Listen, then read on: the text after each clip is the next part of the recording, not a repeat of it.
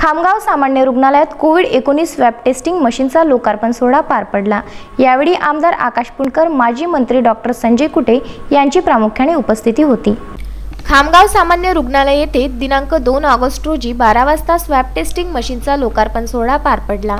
आमदार ॲडव्होकेट आकाश पुणकर, माजी मंत्री आमदार डॉक्टर संजय कुटे, जिल्हा शल्य चिकित्सक डॉक्टर प्रेमचंद पंडित, नगराध्यक्षा अनिता डवरे आदी मान्यवरांच्या प्रमुख उपस्थितीत हा सोहळा संपन्न झाला। सर्वप्रथम गजानन महाराजांच्या वतीने पूजा अर्चना करून दीप प्रज्वलित करण्यात आले।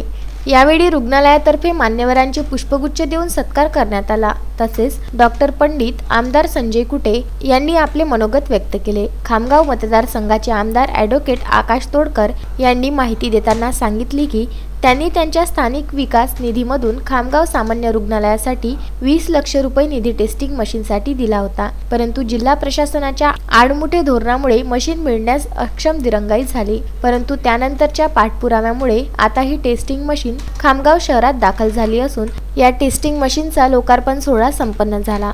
आभार मानतो की त्यांनी या सामाजिक कार्यामध्ये एक मोठं योगदान आपण दिलेलं आहे। आणि मला विषय आठवतो की हा 2.5 महिन्यापूर्वी विषय चालू झाला, जेव्हा कोरोना वाढायला लागला, तेव्हा आकाशजी यांनी पुढाकार घेतला की आपल्या खामगावमध्ये लॅब होणे आवश्यक। मोहम्मद फारूक, विदर्भ न्यूज, खामगाव।